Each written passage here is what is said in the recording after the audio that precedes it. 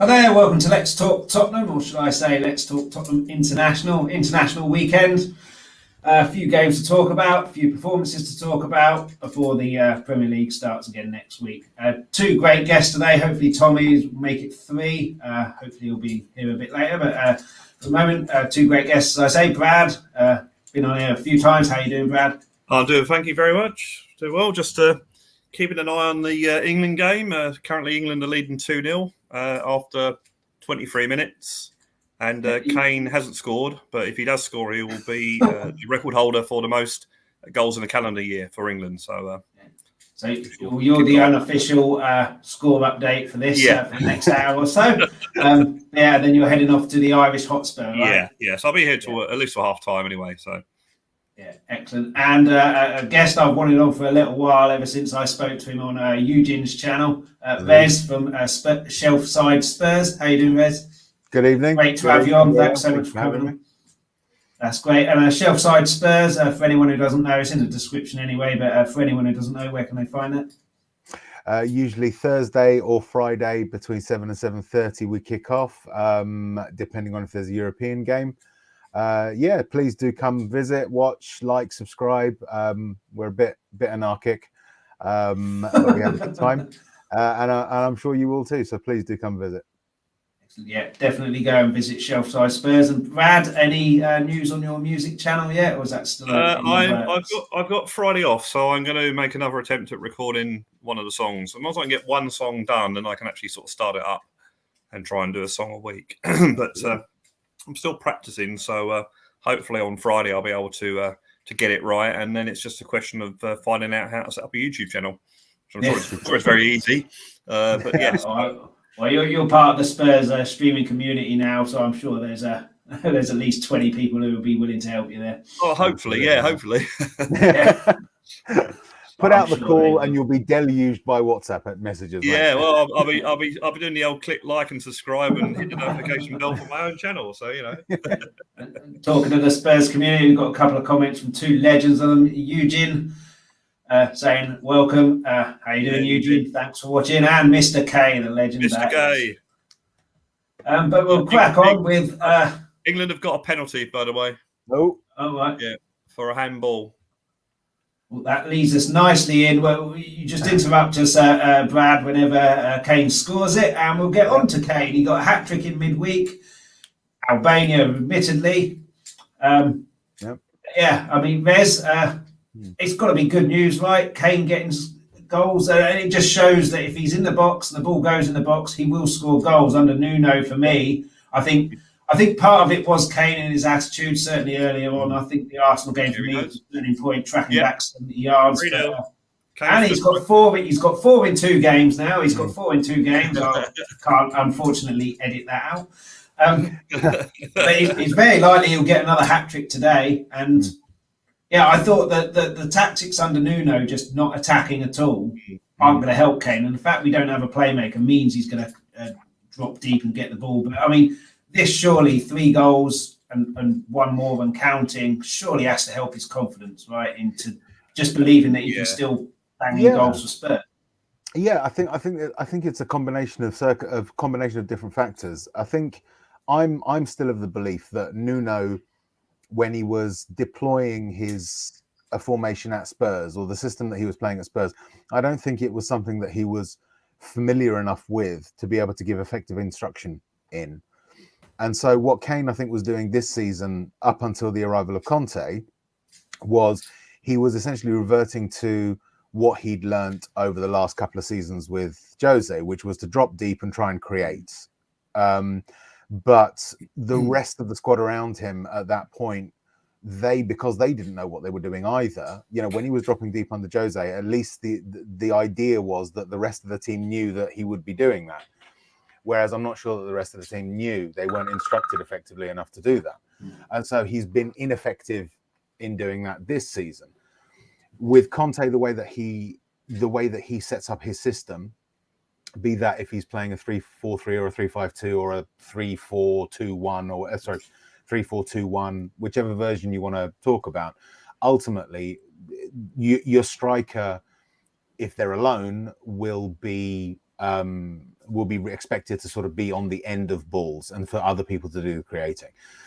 The fact that he's scored for England now after the disappointment of the European Championships, and with Conte coming in, I think that's going to give his confidence an enormous boost. And so if he's going to be playing up front, we know he's got an eye for goal. We knew that. We've known that for years. So if Conte can sort out the supply problem, hopefully, fingers crossed, we will start seeing Harry Kane actually start, scoring again in the Premier League. Yeah, I don't think Conte has even started to look at the attack either. I think against Everton, he was just concentrating on making sure we didn't concede, which worked after the Vitesse game.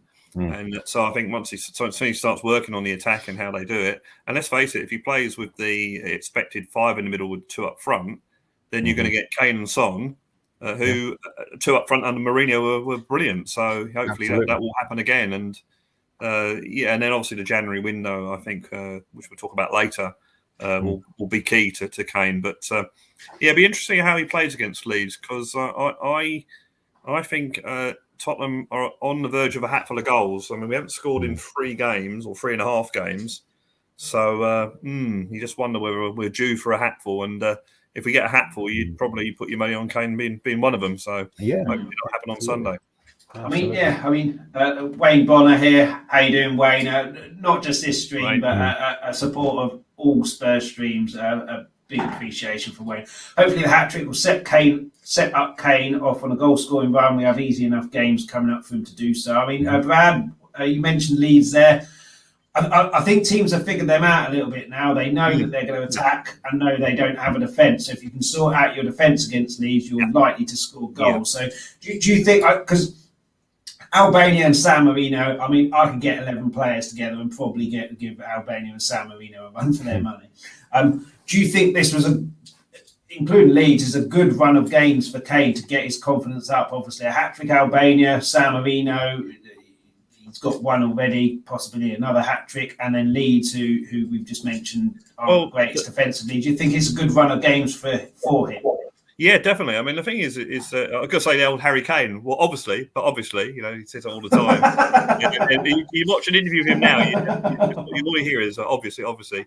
But I think people sort of say, he only scored against Albania and San Marino. But thing is, if he hadn't scored against San Marino and Albania, they'd all be moaning about it. So, you're on a no-win situation. I think against Leeds, because they play attacking football, or try to attack, that's going to leave a lot of gaps which we can exploit. And I think with Kane and Son up front, and you're presuming someone like Lucas there, I mean, he should get quite a few chances on Sunday. And obviously you put those away, and then that builds your confidence up. And that's it. You get to a stage where you expect to score every game. And that's the thing with a striker. You have that confidence that once it starts going in, you think, I can score from anywhere. And Kane, as we know, he's got this myth about him only scoring from inside the 6-yard box. He scored a lot of it from outside the area because he shoots on sight. He's got a very when he gets the ball, he can set up the shot really quickly. And so I think, against Leeds, hopefully, hopefully we win for the start. But I think he'll get a hatful of chances and hopefully put them away. Yeah, it's very much about the supply to them. It's about the supply to them. We don't have to become ultra creative. And I know it's 4-0, by the way. Oh, brilliant! I missed that one. We don't have to be ultra creative yet. It's going to take time, but ultimately, I think because we had a situation in which our sort of creator was pretty much focused on one player with Christian Eriksen, I think we're sort of telling ourselves that it has to be that one player that we need to find. I get the feeling that Conte he will want creativity in the midfield anyway. But I think it won't be a case of we need that one person to make us click. I think it will be a case of we need to find the players that can do it together, be that if they already exist at Spurs or if we need to bring people in.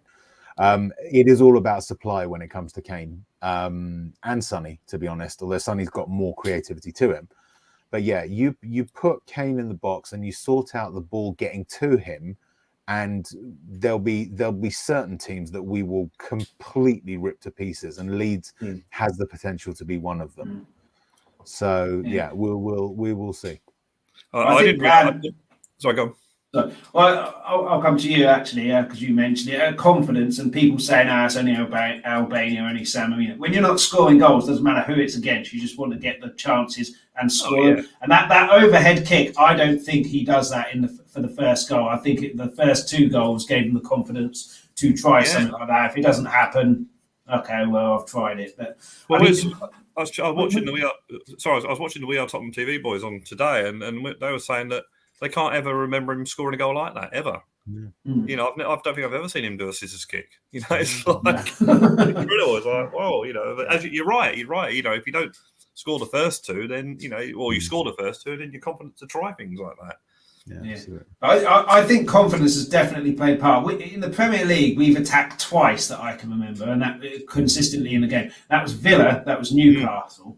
Villa, he hadn't scored for, I don't know, and he seemed, Reg, to be snatching at his chances, very unlike Kane. And then Newcastle, I think the fact that, we might be playing attack and I'll get chances, I'll calm down. He took his goal superbly, and then he's obviously regressed because we haven't attacked. Knows England will attack, knows they're against a poor team. See the results on Wednesday or whenever the game was. So do you think he'll be looking to go straight off there thinking we will attack, it's Leeds, and Conte will let us attack? Or do you think Conte will, like Brad says, concentrate on the defence and maybe not try and nick a 1-0, but play it a bit more conservatively? Well, this is the weird thing. This is actually the paradox a little bit of Conte, in that the basic philosophy is quite Italian. It's people label it defensive, but that's only because it's based on a system that cedes possession or is willing to cede possession and will like to then counterpunch teams. Now, technically that's defensive, but at the same time, his teams score a lot of goals. They do. A lot of goals. And so it's a very, very offensive defensive game that he plays. And so I think that Kane is ultimately one that can benefit from it. And also I think that Sonny will be potentially one who'll benefit from it because of his pace. I think with us for the next few games, possibly for the rest of the season, I think we're going to have a lot of ups and downs. There's a lot to sort of iron out at Spurs with regard to this squad. New people to bring in and bed in, old habits to be taken away and sort of, crushed and put aside.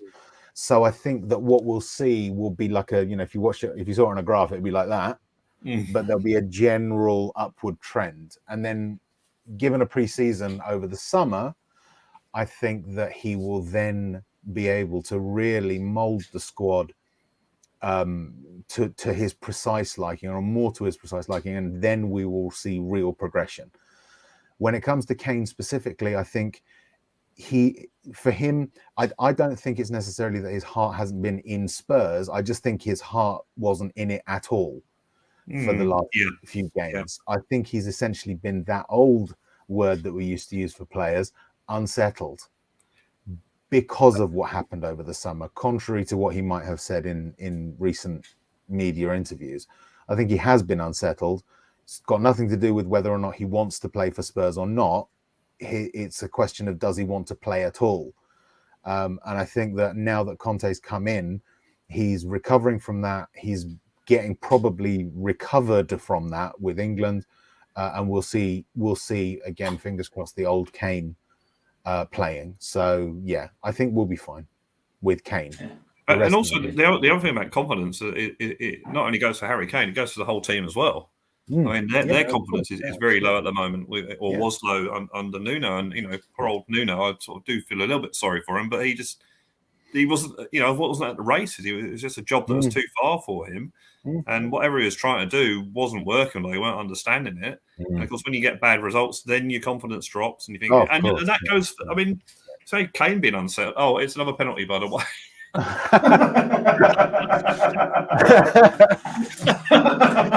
Here's a question: if the perfect hat trick is left-right header, is like 3 penalty hat trick? Is that like an imperfect hat trick? Yeah, well, I don't know. We haven't got this one yet. It's I don't know who got the 4th goal either, so might have to Google that. We'll have to look at one. I'll have a look on BBC at the moment. Hang on. Yeah, there we go. Hold on.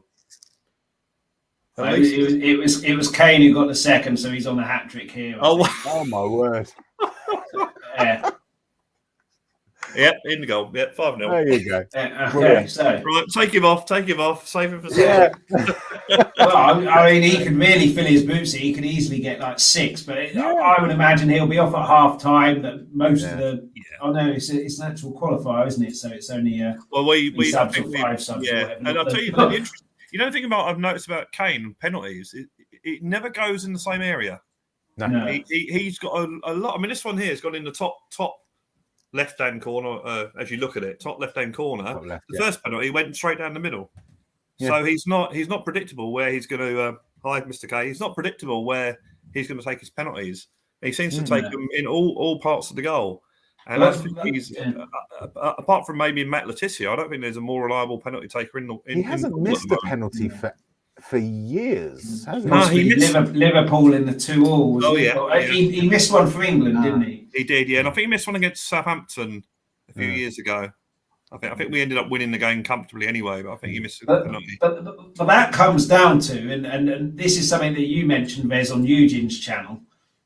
I am still here. I can hear you. I'm just where you were talking about. I can't think of what it was now. It's what is it? Brad will know when muscle memory. Memory. Yeah. And Ian Wright and Alan Shearer and Gary Lineker talk about all the time of penalties on the training pitch. Just practice. 50 penalties all in the same corner, because then the muscle memory is there. You don't necessarily have the crowd and the pressure and everything, but you have the muscle memory to know you can put it that side. I think Kane, it's quite well documented, isn't it, that he's first onto the training pitch, last off. Yeah. I would imagine he's practicing. I mean, he should be practicing his free kicks if he's going to insist on taking them. Well, yeah. I imagine he practices the penalties a lot and dedication. And I think it's just a lack of confidence. And like you say, there's the unsettled. But do you think we'll have that again in January? I read something online, whether it's Twitter, just rumours that City are going to prepare another bid. Do you think they will? Do you think Conte being there will say, well, I want to see what he can do? Or do you think it's just a hogwash and just Twitter rumours and there's no bid incoming?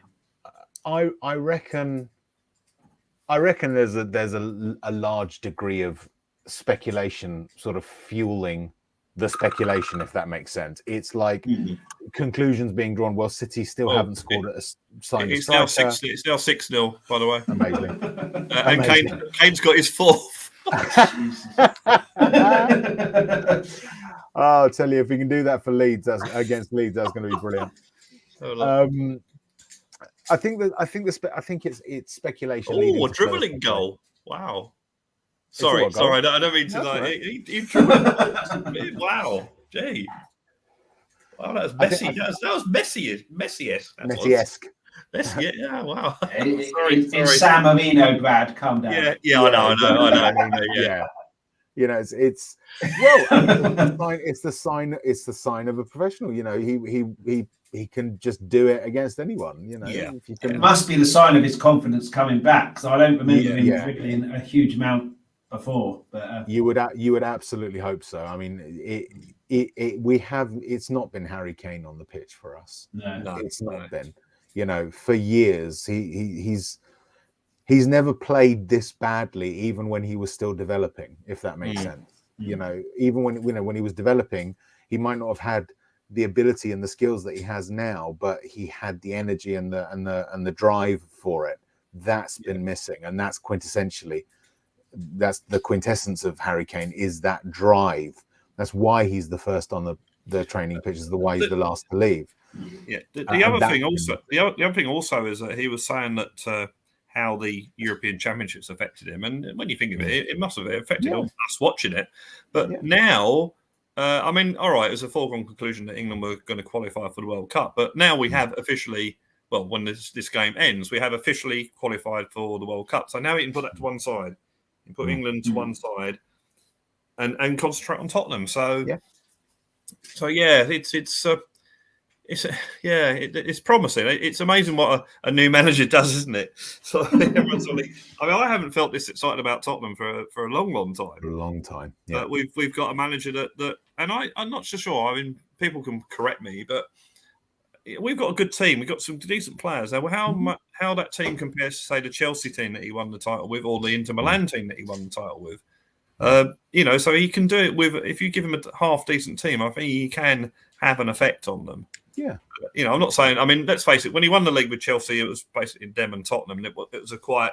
Those 2 seasons with the Leicester season, the other teams, your Man Cities and Liverpool's were still rebuilding. So next season, you're still going to have the big 3 or the 3 that are up the top. But yeah, I'm quietly confident that we can do something next season. We were the better team when you looked at the personnel. We really were the better team. Not necessarily an individual skill or profile, but as a team, we were better than Chelsea on paper. Yeah. Conte is the one that turned them from a poor team into a title-winning team. Yeah. What we've lost since Pochettino started to sort of lose the influence that he had, it was the loss of influence over that squad that did for him. Yeah.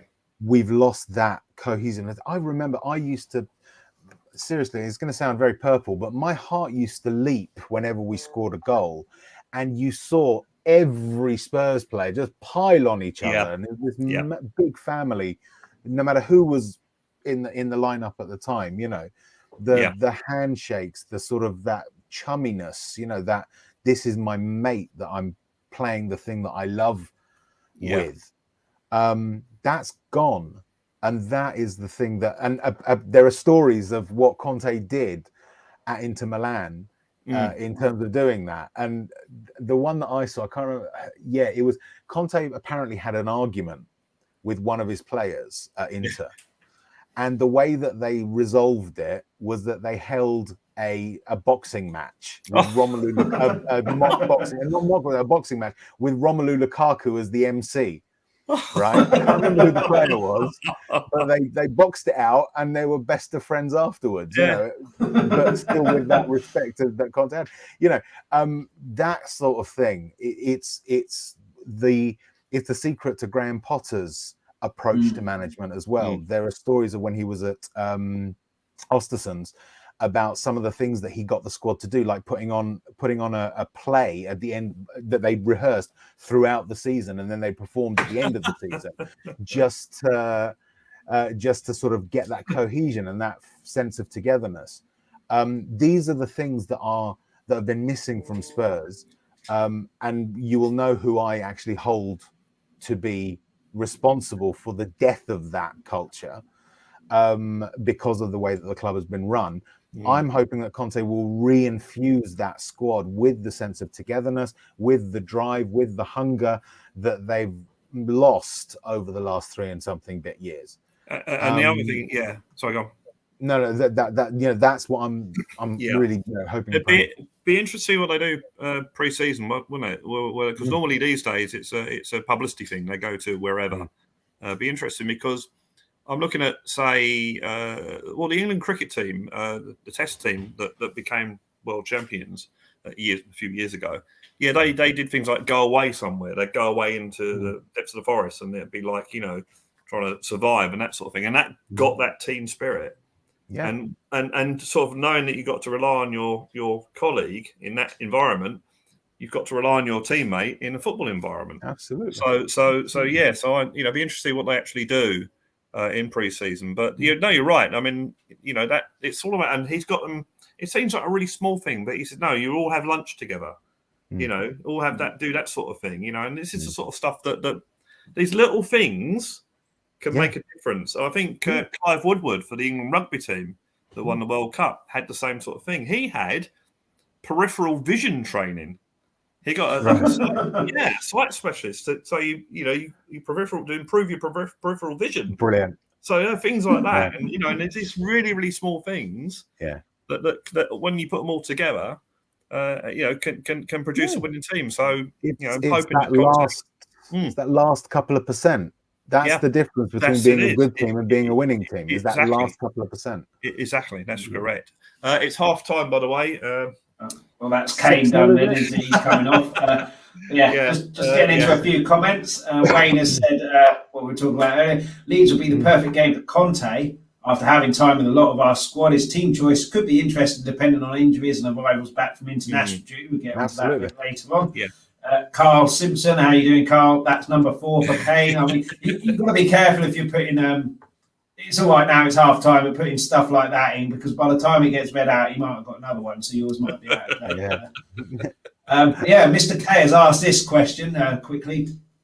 You could say Harry is highlighting to Pep that he still has it, or he's letting Conte know he can still do it, but needs a better squad. What do you guys think? I think even if Pep wants him, he's still going to get past the Levy situation, so he ain't going to get him for anything less than Levy wants. He's still got 2.5 years now. And I would think Conte is loving life at the moment, watching football with Kane with 7 goals in 2 games, and his confidence will be back. But Brad, what do you think? Well, I think Conte is and I don't want to sound like I'm getting a down on Nuno, but I think Conte will be the sort of person to convince Kane to stay at Tottenham. I think if we still had Nuno in charge, I think Kane would be up for leaving in January. But I think Conte will convince him to stay. Again, it comes down to the board, and if they back Conte and we get players, and Kane can see. Kane has always said that if he sees a future and improvement and possibilities, he will stay. And obviously, at the end of last season, that wasn't looking that way. So he wanted to leave. And I think now with Conte, especially if we have up until January a good run, so we've still got League Cup, so we'd have played the League Cup quarter-final by then. Yep. We would have finished the group games in the Conference League, and we would know probably who was going to be our first opponent in the FA Cup. So these sort of things could convince him to think, there is a future here, and then who knows? We if we make Champions League football, then that solves that problem, because Kane obviously wants to play at the highest level, which we're not we're not doing at the moment. So I think it's a good point that Mr. K brought up, actually, but I think Kane's doing it for himself more than anything. I don't think he's trying to impress Conte or trying to impress Pep. I think he's actually trying to do it for himself to get his confidence back. And as I said, he seems to be quite happy with the appointment of Conte, who is a proven winner. So, I mean, he liked he's one of the ones that never complained about Mourinho, did he? He's the one that because I think he was devastated that Mourinho went. I mean, he's friends with Ryan Mason, but when you're trying to win a cup, Yes. So I think Conte is the person that could, hopefully will convince Kane that Tottenham's a place where he wants to be. Absolutely. So. Yeah. And another thing, hey Brian, another thing, interestingly, is that there could be a bit of a fight on for Vlahovic in January.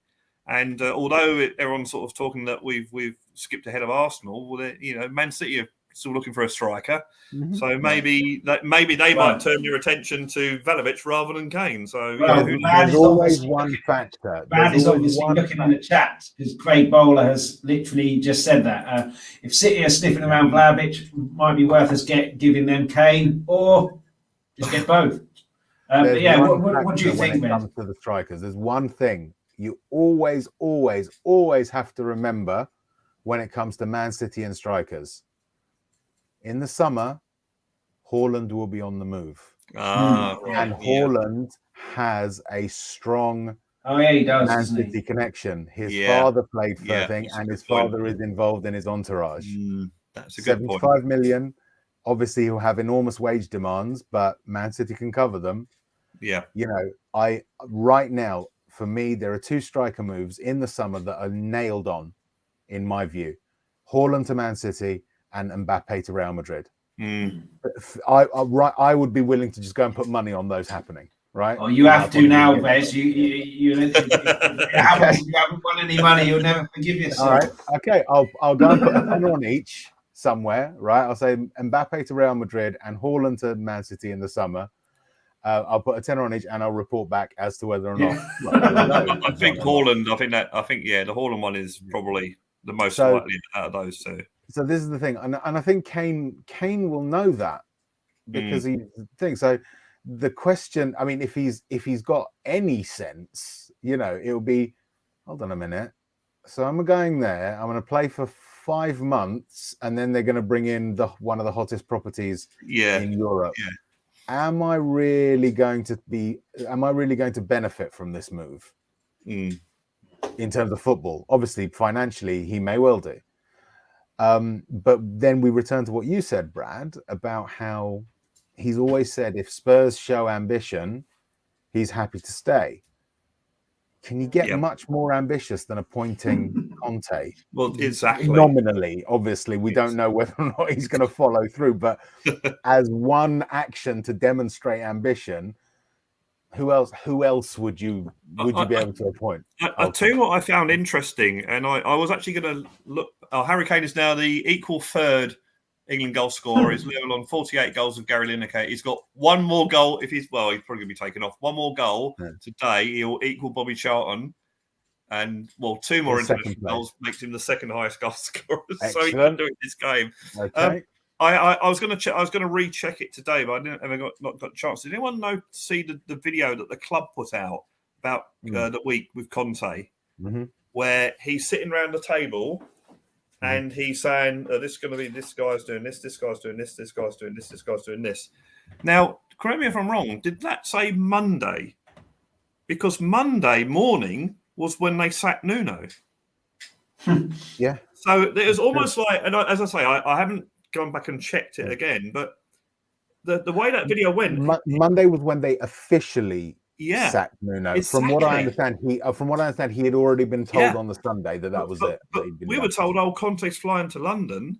Well, it looks like he was already there discussing what he wanted. He was there Monday, and from what I understand, he was there Monday, and everything was agreed on Monday. Right. Then Tuesday was the day he signed his contract, and it was then announced, is what I understand. So I can sort of see it fitting, but you're right. The conversation was very much a case of, this is what I am going to be doing, rather than this is how I will do it if you give me the job. Exactly. Yeah. Yeah, it's almost like they've had an epiphany, The realization that us supporters have had for the last 5 to 10 years, we've got to do this, we've got to take chances. That's what it's all about. Take chances, and I mean, again, ultimately, listen, this is what so many of us have been irritated, to put it mildly, about, is that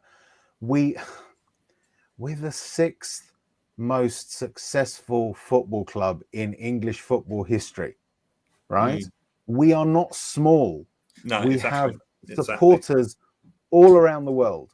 We are supposed to act like a big club. A big club spends money. Whether you like the situation about the way that money is spent in football right now or not, a big club spends money. That's the reality of the situation. And Tottenham always used to pinch success. Tottenham always used to be that team that would spend that money. The first £200,000 player, the first almost £100,000 player. Well, in the 60s, we were called the checkbook club. I mean, and I'm not saying that's a good thing necessarily to be that, because that's the Man City of today. But ultimately, we are supposed to spend money, even if it's not necessarily the most. Yeah, we're still supposed to spend better or more than Sheffield bloody United. We do in absolute terms. The sort of amount of money we spend, but the proportion of the pot of money we have that we spend is less than Sheffield United do. Or did when they were in the Premiership. It's that is driving us nuts, and it's that will demonstrate whether or not we have changed our modus operandi and things are going to be different from now on, or not. And the other thing, we'll have half a season of income from gate receipts from NFL games, from concerts. Absolutely. And we've been told at the start of the season, we're on, or that interview with Paratici, we're on a decent financial footing now. We're sustainable. So there's no excuses now, really. Absolutely, this is it. This is it. Leading back to Kane, that will play a part in how he feels about the club. If definitely. What he said is true. Before. A couple of comments. Brian Daigle, how you doing, Brian? I will talk about legends of the Spurs community. There's another one. Absolutely. And then a comment from Craig here. I don't think City can afford Haaland. His demands are ridiculous. They are already near their FFP limits. I think if they can't afford Haaland, they won't. Well, that was my second point of that. They can't afford Haaland. Kane's going to be far more expensive, and his wages aren't going to be that much lower. And the fact that City got away with playing in Europe means FFP doesn't really exist. And on top of that, I thought that FFP had been relaxed for a little while because of COVID. So it's got to be relaxed if Madrid can go and get Mbappe, even if it's free. They've got no money. Barcelona are being forced to sell all their players, and Real Madrid are going to get one of the hottest properties in Europe. But talking of hottest properties in Europe, one that's completely under the radar and underappreciated. Not by us, Son. He hit the woodwork twice against South Korea, for South Korea against UAE. They won 1-0. But my geography is terrible. So it may not be him who travels the most out of our squad. It may be the South Americans. But either way, he's going to be travelling a lot. So on Wayne's comment, Wayne, about it'd be interesting to see Conte's team selection with international players coming back and all that. Do you think Son will be tired, or do you think he's just one of those who just wants to play every game and just is sharp every game, or do you think Conte may give him a rest and bring him on after an hour? It's Monday today, isn't it? So I'm presuming he's going to be back in the country tomorrow or tomorrow evening. It normally takes about a day per hour's flight to get over jet lag. So if it's a 7-hour flight, it takes you a week to get over it. Our game's on Sunday at 4:30. I would think he'd play, actually. I think he'd play. I mean, Conte, obviously he had to see what players he had, but he played the whole first team, didn't he, against Vitesse, and then played them again against Everton.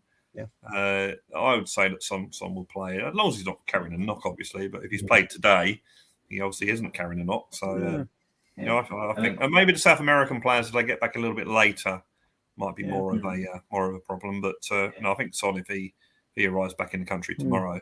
And let's face it, they've all been doing their homework when they've been on international duty, haven't they? Diligently and to the letter. Here's on another fit. Here's an interesting score. At half-time, it's Scotland 1, Denmark 0. Ooh, interesting. We'll get on to Denmark in a little bit because of Hojberg, obviously. But just quickly, Craig, good point there. Couldn't afford Kane. City outright decided to include a swap deal, and probably why they tried to undercharge us. But in terms of our Son, Rez, just to cover Craig, perhaps, or it might just be that they just don't want to be paying some of these players and are looking to shift them. They're not Saudi Arabia, but the UAE royal family has billions. They can afford to bankroll Man City to whatever extent is needed. I mean, seriously, we're talking $500,000 a week wages, $1 million a week wages. This is pocket change to them.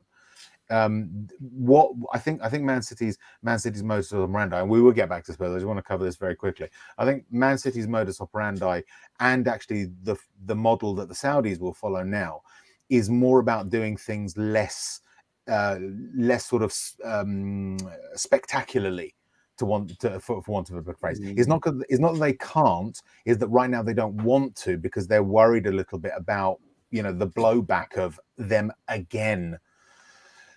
Spending. It's starting to generate a little bit of backlash from the other parts of the league, fans, and also club chairman. And I think they're trying to be a little more subtle as much as vulgarians like them can be.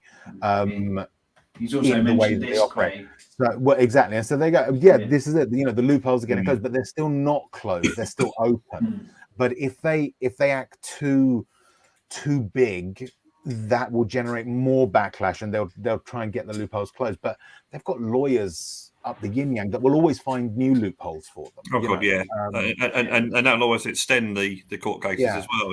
So and I think it's just a case of they just want to do things a little bit quieter, but they still went out and spent 100 million on Jack Grealish. Not that it was, not that it's as I've said before, it's not that it's money transferred straight out of a bank account.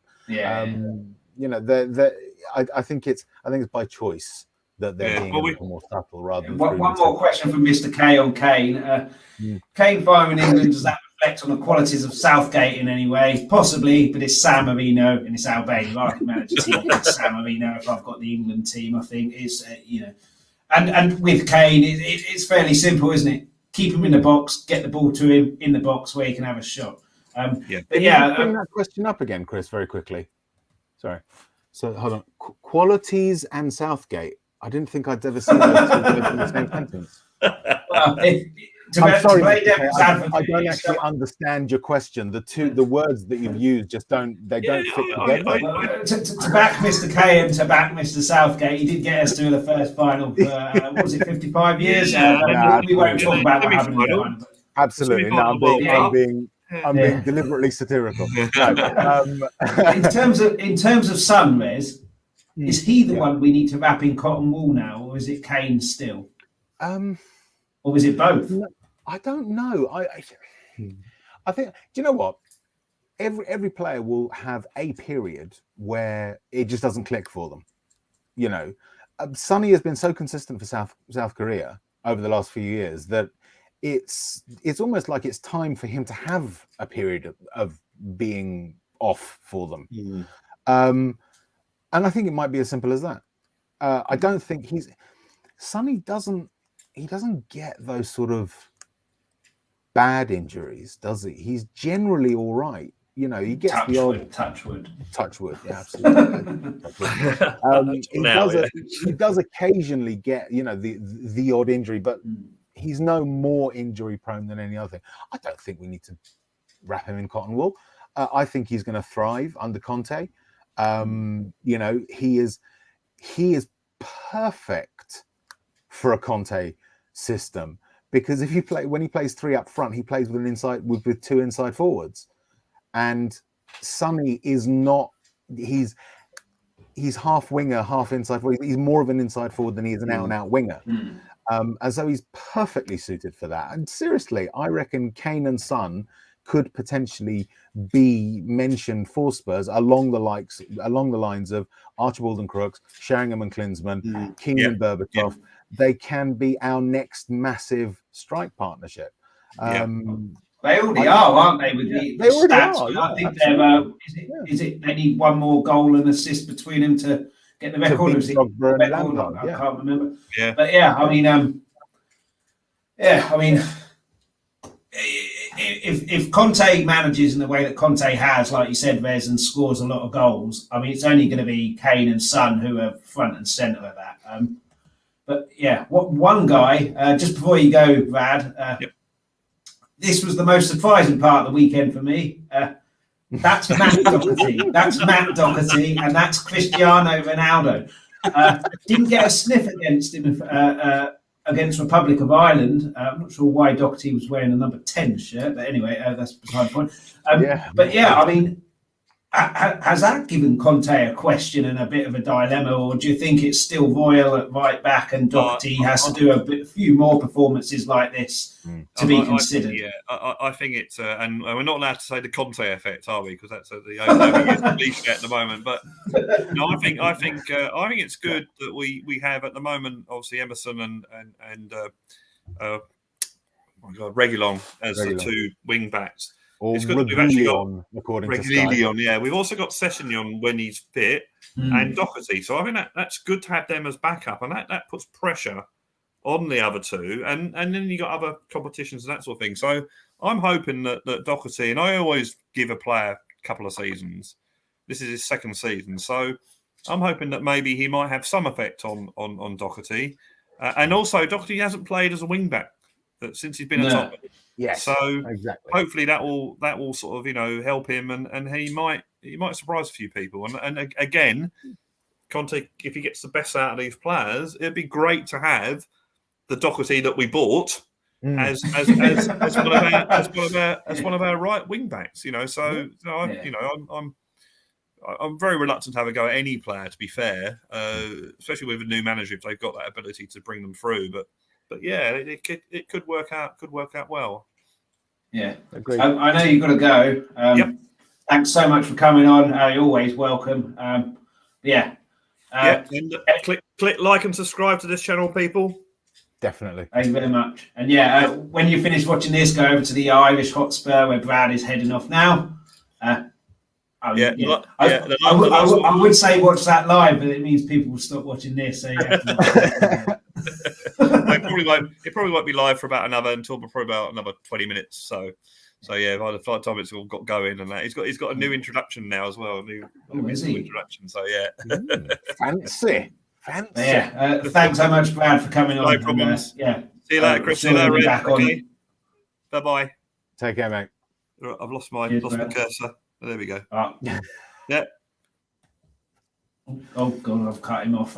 Sorry, Brad. But yeah, he makes a good point there with Doherty, wing back, and Conte generally plays with wing back. I can see if Sessegnon stays fit, him being the kind of Victor Moses for us. Whether he'll stay fit is another thing. But then Reguilon could be the Victor Moses because I don't think he's a fullback because he can't defend. And surely, I don't know too much about Royale other than what I've seen, but I think he's probably better defender than Reguilon.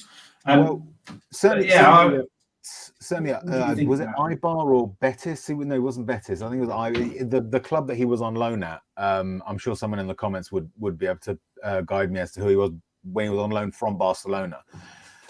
He was said to play a more defensive role than your usual Barcelona wing-back stroke fullback. When he first arrived, I wasn't overwhelmed. I wasn't saying, wow, we've got Emerson Royale. I hadn't even heard of him. But after, and with that first game, it was like, yeah, okay, there's nothing to get excited about. But every game, it's like, ooh.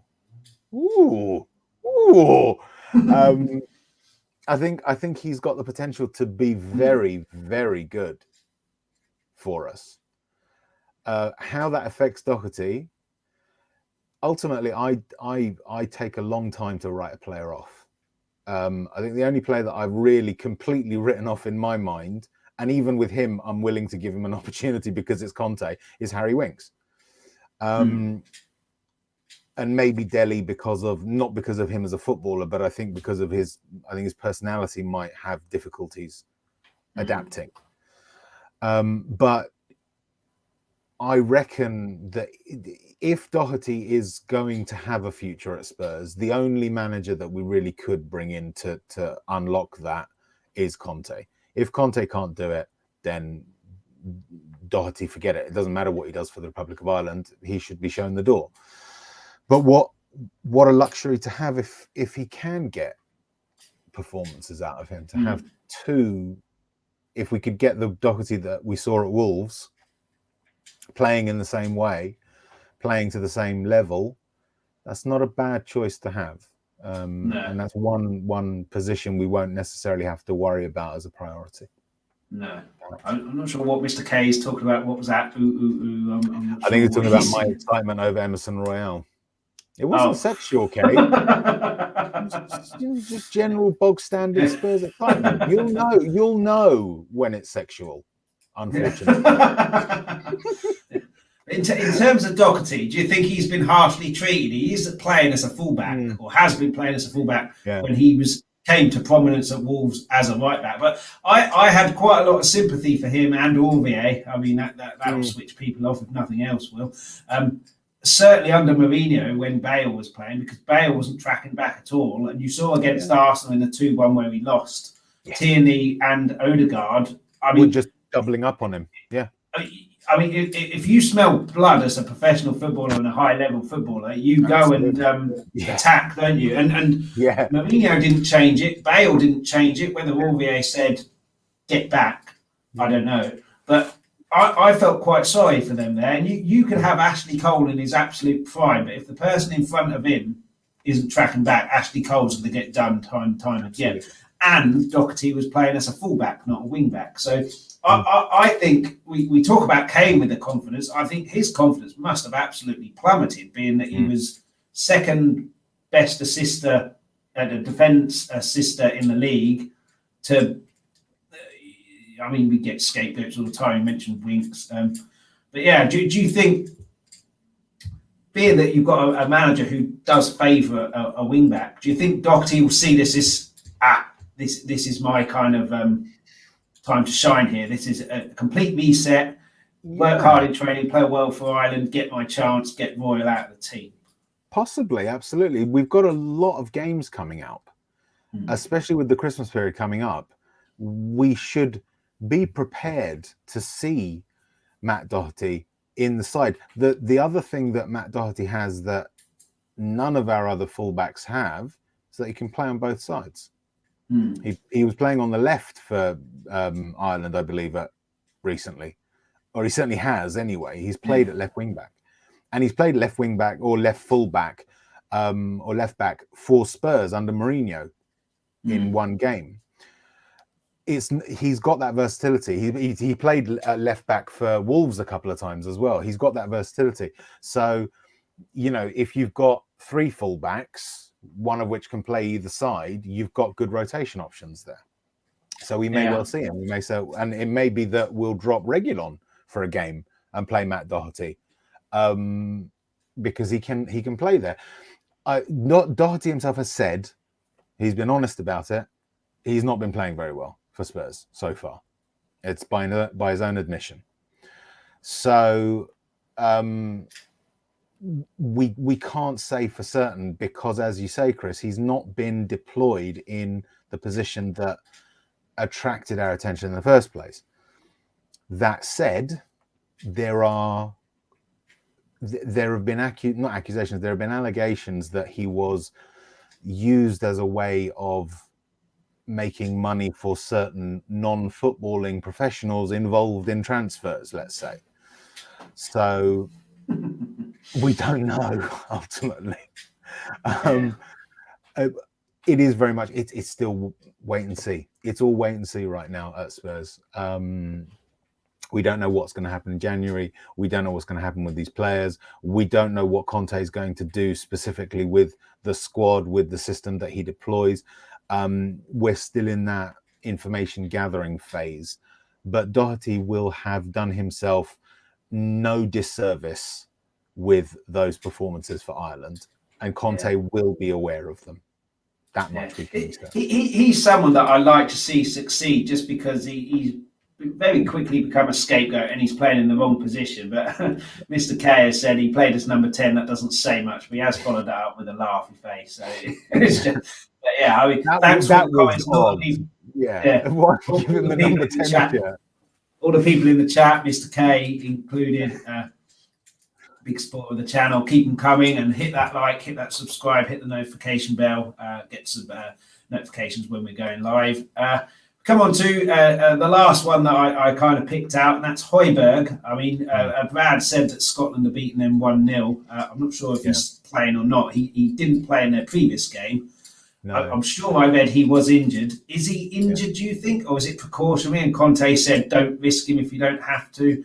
And he's a warrior, isn't he? He reminds me of, is it John Cleese in Monty Python? This is a flesh wound. He's got a leg cut off. He reminds me. He reminds me of that. It'd have to be something hugely serious for Hojberg not to play. But I mean, it's a slight worry for me. He's the only kind of Skip could possibly do it, but he's not as strong. He's the only real one that I'd call an enforcer in the middle there. Do you think it's anything to worry about, or it's just probably a little knock? From what I understand, Denmark have already won their group, haven't they? I think so. Yeah, I think Scotland, the best they can do is playoff. Yeah, So I can't say. We can only speculate. You're right. Hojberg is not the type to sit out a match if he can play. At the same time, again, we come back to the Conte factor. Maybe Conte said, look, I need you for the next few matches. You playing for Denmark isn't going to solve much. Do you reckon you could sit this out? That's a possibility. Yeah. Or has said to the Denmark management, look, just, let him think. Or it might be he's what Holgate did to him at that Everton match was a potential career ender. Yeah, I have to apologise to you on Eugene's stream. I was defending Holgate. I watched it back. I was like, oh my God, Rez was right. That was awful. No, but if Hojberg, that's the thing. You don't see it at first. Even at first, it looked like it was just a sort of run-in. It's only after you look back on it and you think, Jesus Christ, if Hojberg had been slightly, at a slightly different angle, that straight leg with the studs could have just buckled his knee. And that's a career. His leg was slightly off the ground, wasn't it? It's lucky it wasn't planted. Otherwise, It was like, I don't know if you remember a few years ago when Alan Hutton was playing for us. Ashley Cole, I think it was Ashley Cole went in for a tackle against him, and if his foot had been planted, that could have been a leg snapper because it was full force right into the side of his leg, and it was just the fact that his leg was off the ground that it moved. That the boot moved it. That probably saved him from a really bad injury. I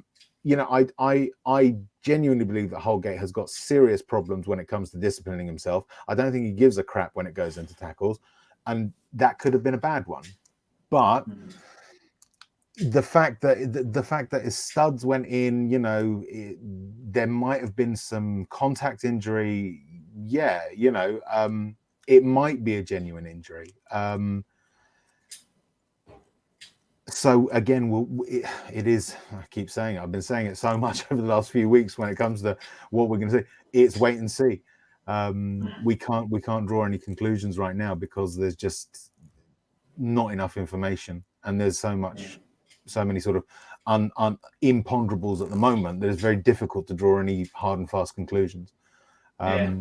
My hope is Mr. K said he's a dirty player who's done it before. Mr. K, if you want the link, just let me know and I can ping it over to you. That's what you said, exactly what you said to me on Eugene's channel, and I was going, no, he slipped.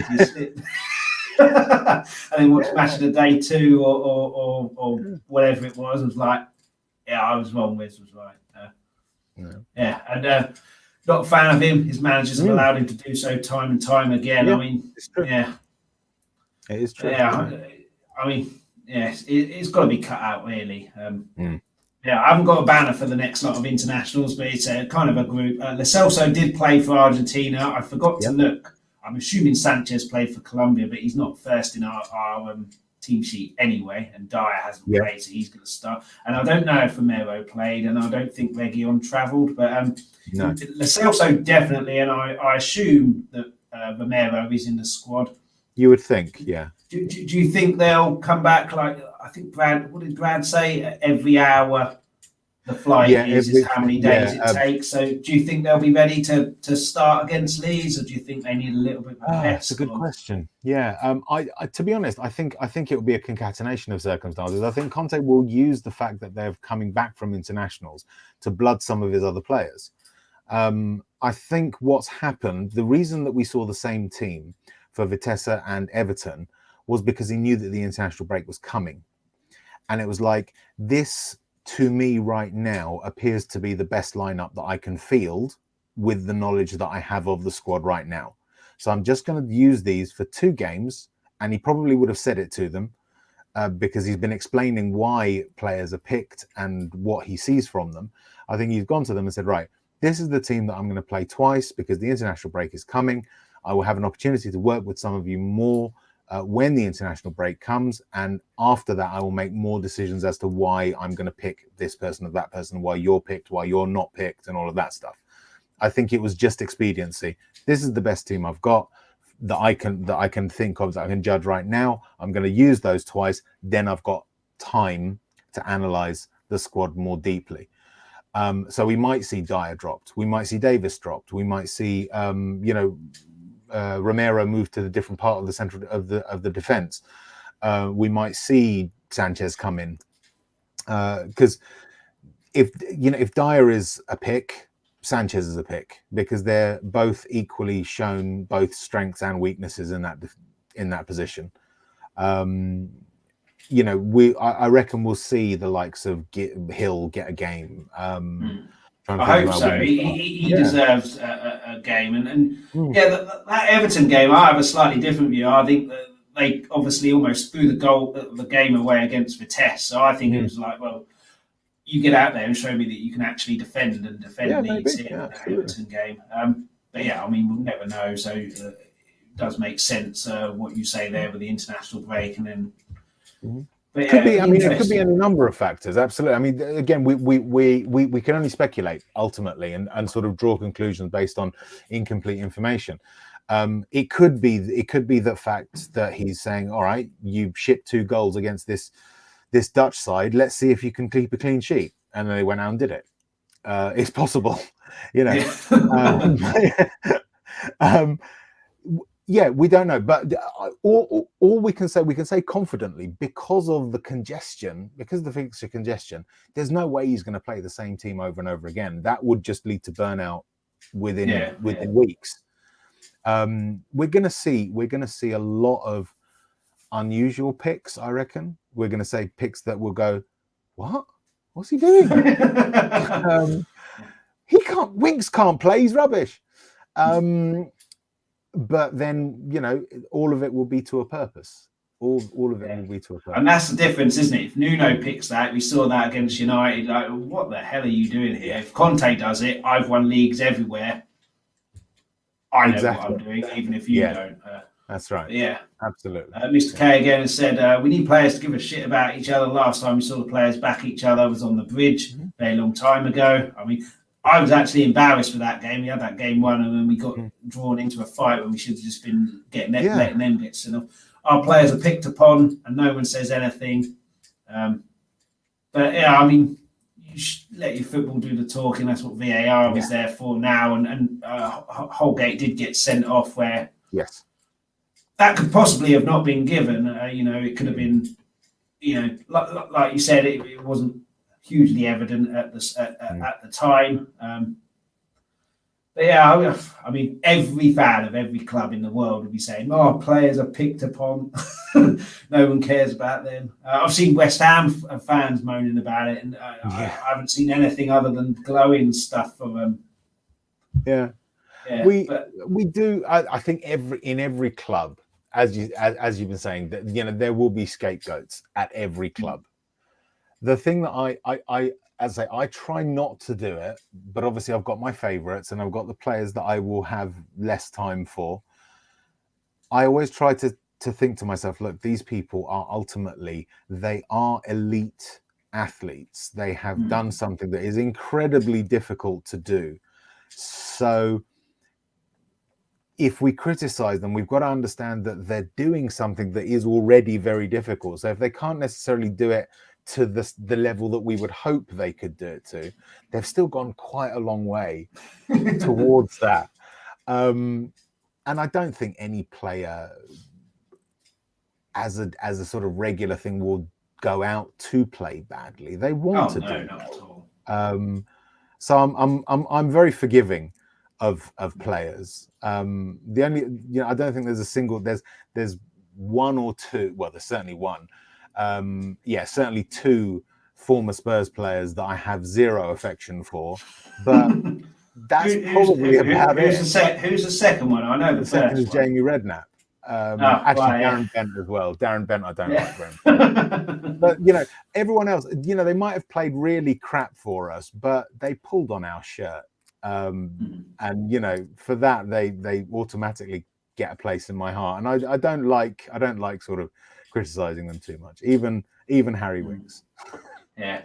That brings us very nicely on to we're going to talk about Spurs now. We finished European, so it's all predictions and guesswork here because, like you said, we don't know. But I personally think in January we'll do a lot of business ins and outs, and I think Conte is the kind of player that say, "I want this player out." Levy says, "I want this amount of money for him," and Conte will go, "You're not going to get that much. Get him for half price, or I'm walking." Yeah, I think a surprising player will be sold, and that's not a Dele. I think Dele. It wouldn't be surprising. It is one of the first candidates to go. I think it could be Lo Celso, either Lo Celso or Doherty. Other people have said Hojberg, which would be a surprise. But do you think, I mean, two questions for you. Do you think there'll be a surprising out? And if so, who? And do you think we will do a lot of business? Or do you think the business is going to be predominantly summer based? And this season is, we've got another question, predictions for Spurs up to January.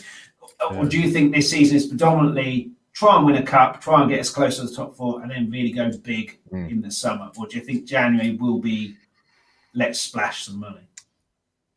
I don't think we're going to.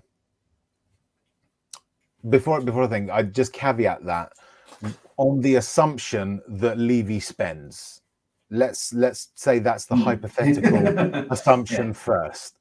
So everything I think with that though is that under Poch, I read Poch's book and it was very strange to me because it started off. It was based on the 16-17 season. It started off him saying, "I decide who I want. I tell Levy, he goes out and gets them." And then we saw when it all went wrong that it was completely the other way around. But it seems to me that when Levy says no, Pochettino, even Jose, and then Nuno, we go, okay, fine.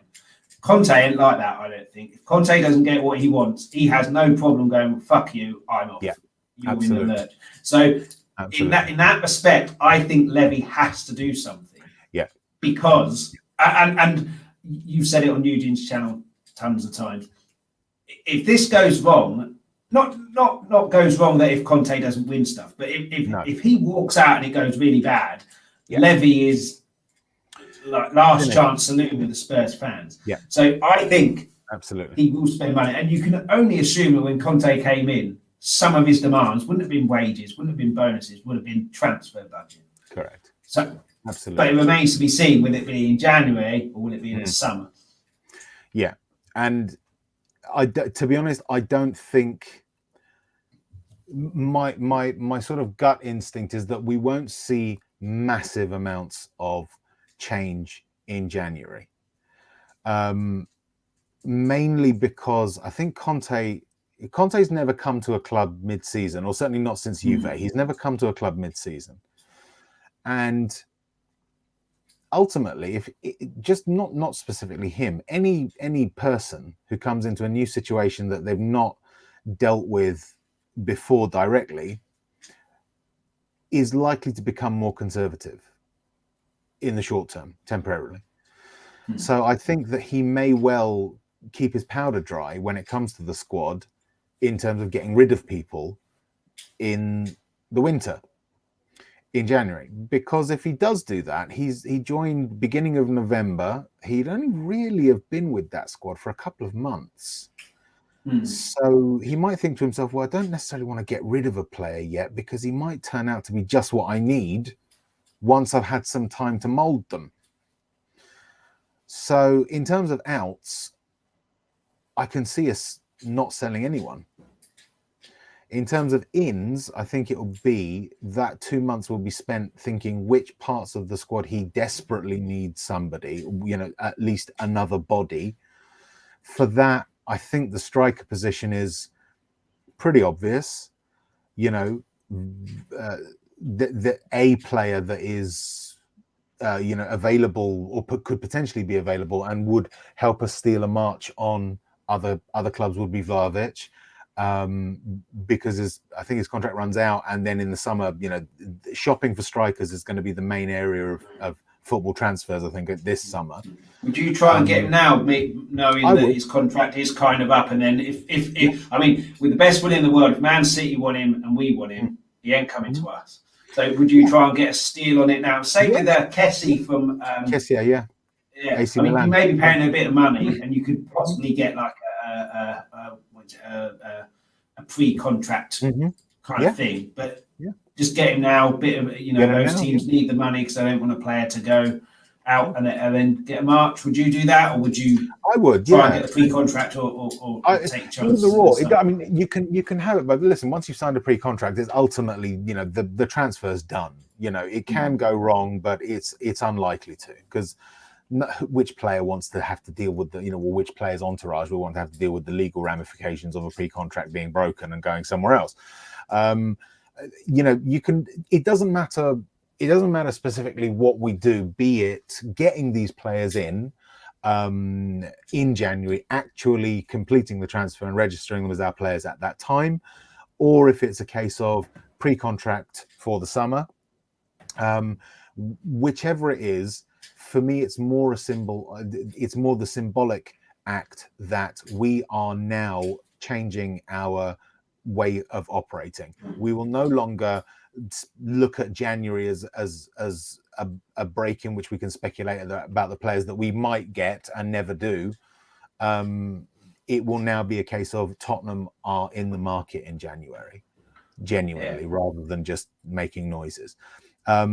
If we spend 0 in January, there is I won't mind, as long as I know that there's going to be spending definitively on specific players because we've already done pre-contracts with them. That would be fine for me. But if we go through that cycle of, we're trying for this player, oh no, we ran out of time. Yeah, we've been there before. We know what that means. That will not fly for me or a number of our acquaintances and friends and people within our networks, because this is it, Mr. Levy. I'm adamant that my hair will grow back before there's more chance of my hair growing back than us not getting a creative midfielder in January. Maybe, absolutely. But I mean, that's the thing, Chris. This is the thing. Certainly at Inter Milan and certainly under Conte, the way that he uses his fullbacks or his sort of wide players, that becomes a creative channel for him. The way that he sets up his midfield becomes a creative channel for him. We do need more creativity in the squad, but that doesn't necessarily mean that there's one player will bring all of the creativity that we need, or that we have to have that player to get all the creativity we need. I think any player that he brings in will bring some creativity, but not all that we need. And it's actually the rest of the team that will bring the full amount, if that makes sense. We want to quantify it, the full amount that we actually need. These players as well, the ones we've had, they don't create because they're they were in their shells. They would, the number of times I would have ripped the hair that I don't have out when I saw Skip get to the halfway line at full pace, take 3 paces past the halfway line and stop and pass the play back, because that's what he was instructed to do.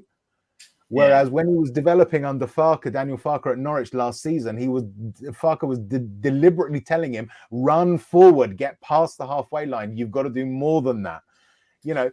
Conte could take over from that and turn him into a genuine box-to-box midfield general. The one that makes the whole side tick. I can see that from him. He's got a pass. He's got an engine. He's got the vision for passes. He could be that. So if you can develop Skip to do that, do you need a creative midfielder in that mold, or do you just need other players to complement him? We need something. Whether or not we need it in January, we don't know, because this season we shouldn't expect too much. This is the learning phase, I think. I think in terms of a passer, I don't think we. Lo Celso plays well for Argentina, but genuinely I was annoyed, absolutely furious with the 3-0 loss. But I think the thing I was most angry about was that pass to Son, which went behind him. I could have played that, and I was just that's something someone like an Eriksen or a De Bruyne or even a Kane can do, looking away with their eyes closed. And so maybe that is what you say. They're not used to playing that kind of way, and if they do get that, but I just thought that was an easy pass to make, and I was furious about that. Well, I mean, I've said it a couple of times. When you look at Lo Celso for Argentina, the pace at which he plays is very, very quick, almost instinctive. It's give, go. The passing is quick and actually relatively simple. Whereas the thing that has driven me crazy with Spurs over the last 3 years has been that, I've got the ball, trap, who can I pass it to? Oh, okay, off you go. Then we saw the other team are like a football team, aren't they? They're two backs and four, just moving side to side as we're passing side to side. It's just so static. It's like Madame Tussauds. And that's the thing. I saw more first-time passes in the first 20 minutes against Everton than we'd seen in the whole season so far. Yeah, that will work for Lo Celso. Whether or not he can recapture it and actually play the same way for us that he plays for Argentina, we won't know. But part of the reason I think he's played badly for us is because I don't think he's the smartest player in the world. He just wants to be giving the ball and going, giving them and playing almost instinctively. And because of that, if Conte can get him playing like that, great. If not, he'll be shipped out as well. Yeah. A few comments. Mr. K misunderstood what he said last time in terms of giving a shit about each other. I meant from our own players. Tanguy used to get fouled time and time again last season. No one on the pitch does anything. We need a slightly more aggressive attitude. And that goes to what Mr. K was saying about the battle of the bridge. Everyone was. But again, we should never have got drawn into a fight there. Let them get themselves sent off. We win the game. But anyway, and then what we're talking... one player that we missed that he said about when we talk about the new Victor Moses, Steve Bergwijn. He obviously has a defensive kind of mindset because he reminds me so much of Alan Lennon when he's on the wing of tracking back. So he's obviously got a defensive mindset in terms of playing on that wing. I have defensive responsibilities, and then he's got into really need a few players to be replaced at 10. Not sure, Mr. K, that will happen in January. And then Jay Ashraf. It definitely won't. It definitely won't. And then Jay Ashraf, how you doing, buddy? If City come back with serious straight cash in January, you might see Kane depart. I don't see that. I think if they were going to do that, it would have happened in the summer, unless they're fifth or something like that in the league in January, which I don't see happening either. So this is the thing. Again, I'm turning into a broken record. It is wait to see. There's right now, everything is so, what's the word? Febrile, for want of a better term. It's so fluid and uncertain that the old certainties have all disappeared. The fact that Dele Alli doesn't seem interested in football, Winks is useless. Doherty can't play football. Kane wants to leave. None of those things is certain anymore because of what Conte is and what he does and what he has a reputation for. All of those things have been swept away. We cannot speak definitively. It's a little bit frightening, actually, because it's like, what can you rely on? But what Ashraf says, potentially, possibly, it might be a case of they come in, okay, we'll give you 130 million straight cash, and Kane leaves. I doubt it. Yeah, I doubt that as well. But like we say, they've got the money. They could do if they wanted. It's interesting you mentioned Winks, and I think he could thrive under Conte. I think under Jose, he was never going to survive. He was never going to work under Jose because he's a player who needs the ball. Under Poch, it worked because we had, 60% possession most games. Yeah. Under Jose, it was half that. And he's a player who gets the ball side to side, very much like a kind of a Dembele without the driving forward, just keeping the ball. So under Conte, I could see him working in that system. But the problem for Winks is he's so far down the pecking order now. Yes. But he did something against Vitesse. He did something against Vitesse that gave me pause. Because as I said, I thought all of them had a clean slate, but I just didn't see Winks working. But he did one thing. He did that forward pass to Emerson Royale that Royale then, got cleaned out by the keeper to get the keeper sent off. I thought to myself, if he can do that, if he has the ability and the vision to pick out a pass like that, there is still an outside chance for this player. It's a very narrow one, as you say. He's very far down the pecking order, but it does exist. Yeah. So even Winks, I'd be willing to say, okay, let's see if Conte can do something with him. Yeah, I've always defended Winks. I mean, I'm sure I get blasters for that and probably will again. But I mean, if he didn't support Spurs, it probably would be the other way round. You have a kind of a connection there. But yeah, I think when he gets his chance, he has to take it, because you're dealing with a manager now that if you don't take your chance, forget about it. I'm not interested. And Pacos should be, people like him and Lo Celso should be running the game like that. And Delhi to a certain extent. Delhi, Pacos he played against. I can't remember who he played against. He played against Moura. Oh, Moura. Yeah. Should be running games like that. And absolutely.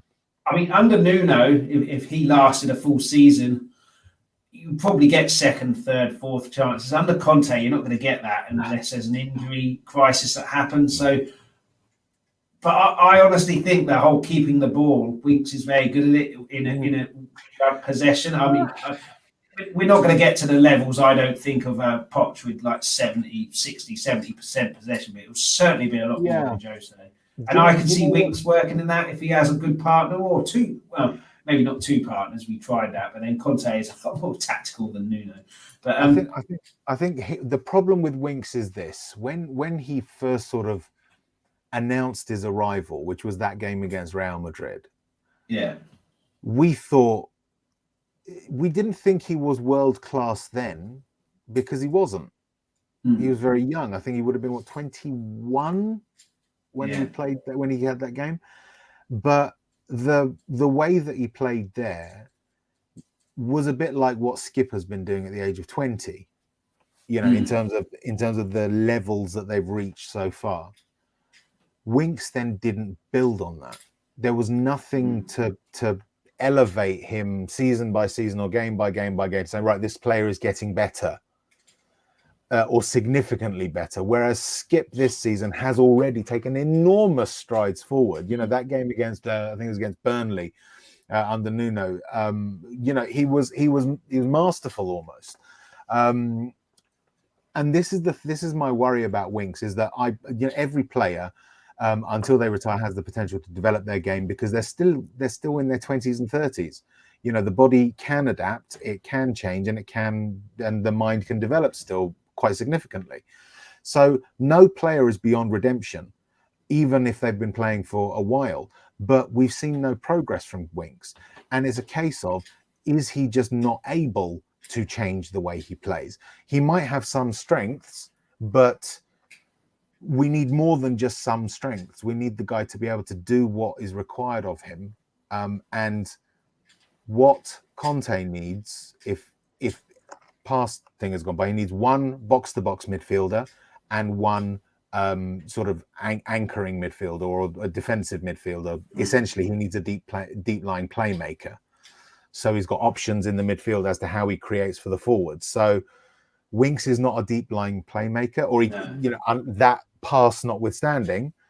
Whereas Skip is could be a very good box-to-box midfielder, and then whether or not Hojberg can be adapted to be that deep line playmaker, I think he could, because he plays a lot further forward for Denmark, and I think I read somewhere, I could be wrong, that he was the highest assister in the Euros. I could have read that wrong. I could have misunderstood. He may well have been, yeah. So I think he's got it in his locker. He does it more advanced for Denmark, but he's also been playing as the destroyer, for a year under Mourinho and for a while under Nuno. So, adapting his game, merging those things where he can pick out a pass. If he can do it sat deep, spray them, all over the pitch, and then you've got Skip running box to box, being the water carrier and a creator. He's the destroyer and a creator. Where does Winks fit into that? Where does Dele Alli fit into that? They don't have those skills. That's why I don't think unless they adapt quite significantly, they are probably the closest to the exit door, I think. and we'll need players to cover those positions as well. Maybe even upgrade on Skip and Hojberg. One box-to-box midfielder is I can't remember is Sarr that we signed From Metz. back to Metz, Right. which you'd assume that he'll be back next season permanently. Yes.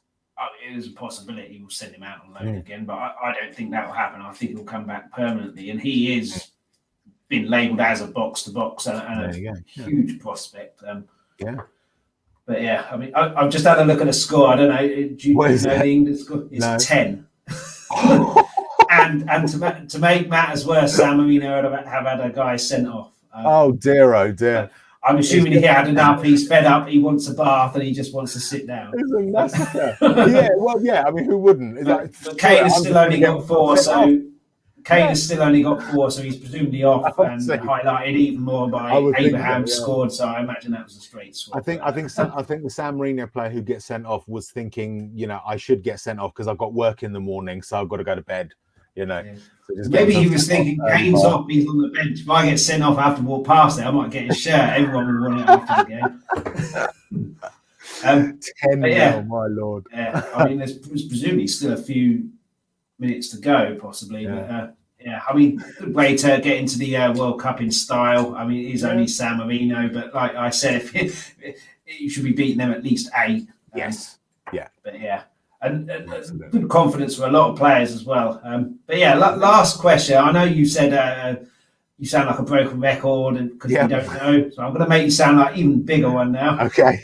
Predictions for Spurs up to the January window. I still think we need that creative player in there. Yeah. But if there's anyone really who can find a way to be creative without the players that you necessarily need, it is a Conte. We've got Kane now, who's God knows how many more goals he scored today than he has all season. Banging form, you'd have to say. Weak teams, but you still have to put the ball in the back of the net. Son, who's hit the woodwork twice on another day, gets 2 goals.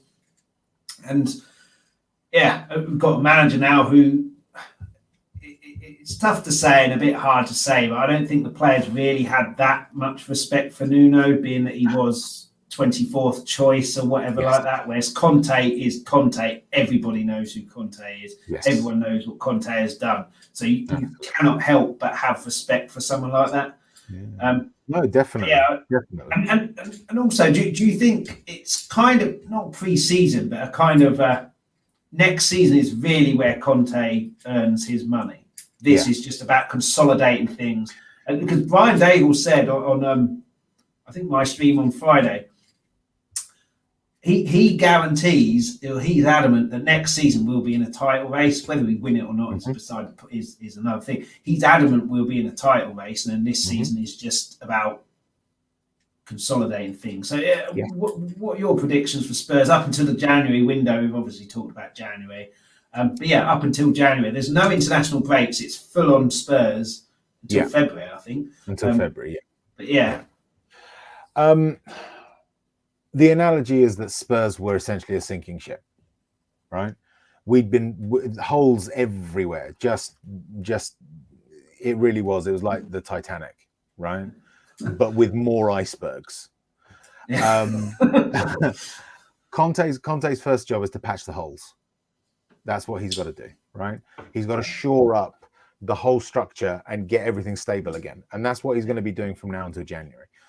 And what we'll see on the without jumping the gun, that very good positive viewing with Everton, which under previous games when we've been under the cost for 10 minutes, we've conceded goals left, right, and centre. We rode that out against Everton with a hostile crowd. It has to be said, because that all started after the penalty appeal that wasn't definitely.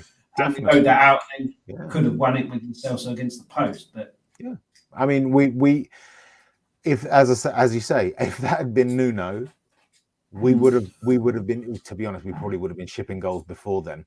If that had been Nuno, I wouldn't have seen the final whistle because I'd have been out. No, exactly. But what Conte's still got, the problems that led both to the appointment of Nuno and the problems that extended under Nuno, which we also saw under Mourinho, which we saw under Ryan Mason, which we saw under Pochettino.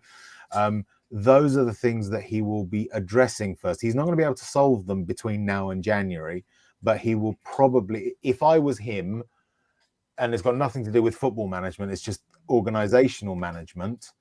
When you've got an organization that is in that situation, the first thing you do is steady the ship. So then you've got something to build on. So I think that's what we're going to have. And I reckon between now and January, we're going to see some positive signs. We're going to see a lot of progress, but we're also going to see a few setbacks from time to time. As I say, it'll be up and down between now and certainly, I reckon, now and the end of the season. Between now and January, lots of up and downs while he works out what he needs to do, where the problems are, where the weaknesses in ability are, where the weaknesses in attitude are, where the weaknesses in the system are. All of these things he's going to be learning. And because he's also not got a huge amount of time on the training pitch with the players between now and January and actually February, we're not going to see huge progress, but we're going to see some good signs that it's going to happen, and it is happening. And as to your point about how this season, Brian said that next season we'd be challenging for the title, but not this season. I would 100% agree with him, because ultimately, this, he's not had a chance. Conte, with Inter, he finished with them 7th in his first season, and then won the league, because he took that other season to finally work out precisely what he needed to build a title challenging side. The Inter ownership then went and got him that, and he then went and won the title. So yeah, up and down. I hope that happens, and like we said, he'll walk if he doesn't get what he's promised to him. Absolutely, have to assume that transfers and I read somewhere that United turned him down because he wanted 250 million. I'm not sure that he'll have that. They've given Ollie all that money so far. But they won't give Conte 250 million. They didn't even speak to Conte. They didn't even speak to him. Or if they did, it was a case of, just in case we get rid of this Cardiff reject and want to bring you in, would you be interested? And he probably said, yeah, I might be. And that's as far as it went. Yeah. Right? This is just damage control. Because in terms of Jay Ashraf's prediction, confident we'll go on a good run through December. We have got some games that on paper we should be winning. Not expecting pretty football every game, but consistency and good intensity. I mean, that intensity is what I expect. It's completely chalk and cheese, Nuno and Conte, isn't it? You've got one manager who just stands there like that all game, and another one who must have the most ridiculous sore throat. Well, this is it. I when you hear him speak, he's got a very sort of smooth voice. If when I do that at the game, I come back and I sound like I've been smoking 400 cigarettes, which I probably have been. What I'll say with Ashraf, I think you're right. I think we can have a good run. I don't think we're going to see consistency yet. No, I think consistency comes with time, but certainly intensity. Certainly intensity, because Conte will not accept anything less. If he sees a player not putting it in, that player's. I prefer to kill them, in his own words. You'd expect consistency in terms of attitude, effort, and shape, and yes. I was going to say solidness. I'm not even sure that's an actual word, but I'm pretty sure people will know what I mean. I don't think we'll see consistent results, but we'll certainly see consistency in some things in terms of effort, intensity, and a specific setup. Although he does change, he has a basic thing that he does, which is a 3 at the back formation, but then he will also tweak it a little bit depending on the opposition. So in the same way that Arsenal doubled up on Doherty against us, Conte will do something and target a specific player that he sees as the weakness in the opposition. He's known to do that. Often one of their centre backs, he will try to, or if they're playing 4 at the back, one of the full backs, he will basically isolate them or target them to basically get them dragged out of position. And that way he opens holes for the rest of his team. He likes doing that. So, I think it will be inconsistent results, but consistency in the things that we need to see right now intensity, effort, and a particular system being deployed. Yeah, because in the summer when we were linked with Conte, I didn't want Conte. It sounds ridiculous, not because he's not a good manager. It's just because I just didn't see Levy spending money. Conte generally needs to spend money, so I wanted Graham Potter, a young manager who can build up, plays good football, and can work with and coach players. But now, Brian also said as well with the money that clubs can spend to still stick within FFP, which is a foreign concept and something that doesn't exist, we mentioned about, but let's just say it still does exist. We're top of it with 400 million, and I now don't think that can be a coincidence when you've got Conte who needs to spend money, who will adamant that he's said, I need to spend money and I want money, and then we can spend money. And like Brad said, our concerts are back up. Lady Gaga comes to Roses. There'll be the Anthony Joshua fight. There's NFL games. So, so now I think, well, now he's in. He needs to spend money, and I'm convinced now there is money to spend. Just to maybe sort of have something else as part of your thinking. Conte's average net spend, if we want to use that term, which I've already said is a bit archaic, but if he sells a lot, doesn't he, and then buys a lot. But his net spend is only about 45 million per season. So for me, I don't actually think that Levy necessarily would have had an issue in terms of the amount, or in terms of being presented with an amount of money. I think the key is Levy buying the players, the specific players that Conte wants, rather than Conte saying, I want Brozovic, and Levy saying, no, that doesn't make financial sense for the club, pick someone else. I think that's what he's done in the past. It's been a case of, it's not necessarily that we won't buy a player a manager wants. We won't buy the player a manager wants if it doesn't make financial sense. And there have been terms like resale value and all of that stuff that have been used to describe that. There are other things that work, but that's one of them. Whereas now what we want to see is if Conte says, I want player X, the club goes out and gets player X, not player X-esque, you know. And in terms of spending, I don't think even if FFP was a consideration, or if we had it, I don't think it would have been an issue for us. Conte knows who he wants, and it doesn't have to be the big name player. It just has to be a player that he thinks will fit his system and that he can get playing the way he wants. You know, Lukaku wasn't a £100 million player when Conte got him. You know, Ashley Young certainly wasn't a £100 million player when Conte got him for Inter. Stefan de Vrij wasn't a £100 million player. I mean, he isn't now either. But you know, he wasn't a big superstar when he got him. Barella wasn't a big superstar when he got him. He's still young. You know, we don't have to worry about spending big. What will demonstrate to me that Levy has changed will be if we spend correct.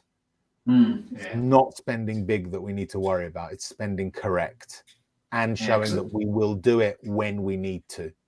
Yeah, because that's what I couldn't understand with Pochettino in that situation. He said at the start, I say I want this player, he goes out and gets him, and then all of a sudden it's like, oh, I'm not in charge of them, and like this is a guy that, you know, in that first part, you know, I want a player, you go out get him.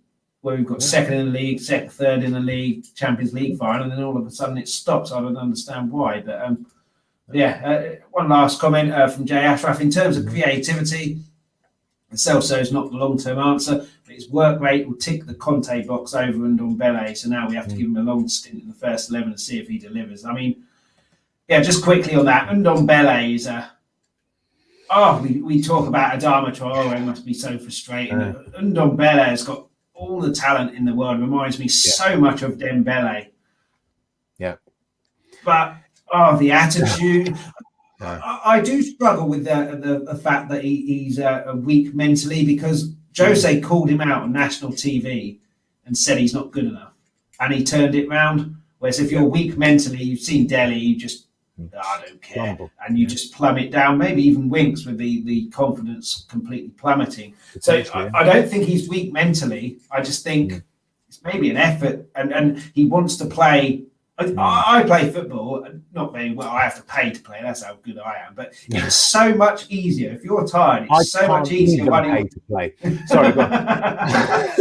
It's so much easier when you're tired and knackered to run forward, going looking for goals. Whereas if you've got to track back, then you're really tired. And he just reminds me kind of that. I just want to go forward and do stuff without the actual hard work in the middle of the pitch, which managers like a Jose, Pochettino as well would have done, and certainly Conte demand. And absolutely, I don't want to sell him because I think he'll be one of those. If we sell him, we'll regret it because he'll become one of the best players in the world because he'll find a manager and a system that suit him. But I mean, where do you see Ndombele? And do you see Lo Celso overtaking him, or do you see it's a kind of 50-50 battle? And well, with Ndombele, this is the issue. I don't see him and Lo Celso as the same type of player, actually.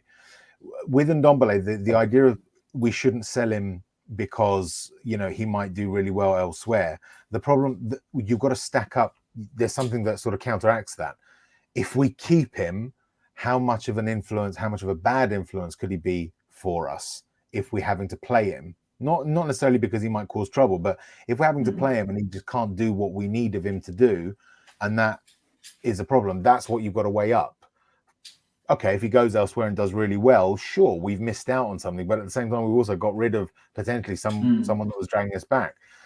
For him, it could be weak mentality in as much as it's weak because he doesn't want to strengthen himself there. He doesn't want to learn to apply himself. And this is something that when he was with Guingamp, or however it's pronounced in France, I can't remember which club it was, when he was still early and he got dropped, it was because he wasn't trying. And it was when he knuckled down that he found some success and then went all the way up the sort of ladder and ended up at Lyon. Yeah, I mean, Mr. K's asked, is he a bad influence or scapegoat? Again, I said I'm not saying a bad influence in terms of being an attitude that causes problems in the dressing room. Causes a lack of balance, you mean? A bad influence on our outcomes playing games because he can't deliver to the system that needs him to deliver to, if that makes sense. Not in terms of me accusing him of causing trouble, just that he can't deliver. Yeah, I mean, there was talk, wasn't there? He was upset and throwing his toys out the pram because we got rid of his buddy Sissoko and all. I think that's just paper talk. I think. Well, you look at him in the training pitch. He was always laughing and joking with people, and people seem to like him. So he's probably a positive influence. I think that was just paper talk because the whole Kane thing kind of died because it was obviously wasn't going for me to City. So I think, all right, we'll pick on Ndombele now and try and unsettle him, but. I think Lo Celso to be successful at Spurs, he will probably need to convert to an inside forward role, because he doesn't really have much defense to his game. Now, Ndombele also doesn't have a huge amount of defense to his game. He does try when he chooses to. He does try and he does track back, not wonderfully well, but he does do it. But he has more potential to be that box-to-box midfielder because he's got the ability to take the ball with him. So he can be a good water carrier and he's got the ability to pick out passes so he can be a creator. Like Ndombele, like Dembele, who, when he played, the ball seemed to be stuck to his feet. He could carry the ball, he could draw people to him, open spaces for his teammates and then pass the ball. And Ndombele can do that potentially, but it's just a question of can he work and can that awesome potential be unlocked?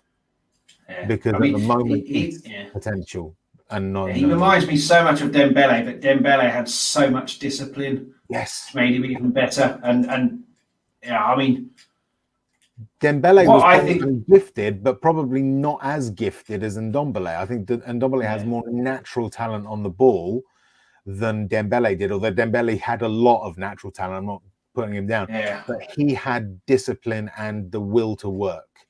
Yeah, I think the greatest thing that he did, not the greatest thing that he did, but one of the greatest things which I think goes very unnoticed, and it worked with Eriksen as well. When we conceded a goal, those two got on the ball. The other team didn't have it for 5 minutes, and then any momentum the other team had from scoring was shut down. And then we go again. Whereas last season, early part of this season, we conceded a goal. It's the Alamo coming at us, and we can't cope. So I think, and then Eriksen obviously can't do it on his own when Dembele left, and then we started there. I mean, Dembele. There's a few for Spurs, but every fan of every club will say that they have underrated players. But for me, Dembele was one of the most underrated players in Premier League history outside of Tottenham. And I've got a friend who's a Fulham fan, and he appreciated him as well. And I just think 11 million as well. I mean, we could. It was a steal. 20 million. I mean, more. What really sort of what stopped Dembele from being recognised as one of the greatest players, sort of in Premier League history, was the fact that his development was not badly handled. He had such a sort of mixture of different managers who all deployed him differently that he changed positions several times. I think he started off as a striker, he was a winger for a while, and then eventually ended up as a sort of box-to-box midfielder. And Pochettino turned around and said, I think it was in the 2016-17 season, he turned around and said, I wish I had Dembele from when he was 18 because I would have turned him into a world-class player. You know, he would have been a world-class player. And it's true. If he'd started where he ended up and had more time to really fully develop and grow into that role as he was growing up, I think we would have seen a world-class, an elite-class player. You know, it's just one of those things ultimately. You know? I loved Dembele. I was devastated when he left, and for that, you should check out. I don't know if you've seen Collins from Talk and Ball, his love story to Moussa Dembele. He did that a couple of days ago, which I was on as well, and that was a lot of fun, just sort of speculating and talking about some of the things that he did and showing some clips that were absolutely fantastic. He was so good. He was superb. I mean, he gave the ball away to Pogba in the semi-final, but I mean, you count on one finger the amount of times he gave the ball away playing for us in however many years. But I mean, last point on Lo Celso, Mr. K, is a good point here. Hasn't got back to his best game since he came back from 2 very long injuries. And I definitely think some players, like Harry Kane comes back from an injury and then it's Harry Kane. It doesn't really matter. Whereas some players, I do think, need that kind of longevity playing to get back into their rhythm, and I think Lo Celso could be. And he's had a few different managers as well, all playing differently. Same with Ndombele as well. That's right. But I don't hate Lo Celso. I was absolutely furious for that pass to Son, because that was when it was 1-0 or 2-0, and it was a really crucial point in the game. But it was just careless and just. I mean, but that also hints to the point that I don't care about the manager. Because if you do that with Conte, you won't be playing again for a little while. No, absolutely. Make sure you put that in the right area. But I don't think it's quite necessarily as harsh as that. I mean, the one thing you've got to bear in mind is that Conte is also famed for his man management. I don't feel that Conte will be the type to give hairdryer treatment to a player for making one mistake, or even 2 mistakes or 3 mistakes. What I think he will do is, if he sees a mistake like that, he will raise it with the player and say, this is what you did wrong, and then probably work with that player to make sure he doesn't do it again. If the player then doesn't learn, Conte will say, right, off, and not use him again. But if the player shows that he's trying to learn, or will do his best to not do that again. I think Conte will. He's not a bastard. That's the point.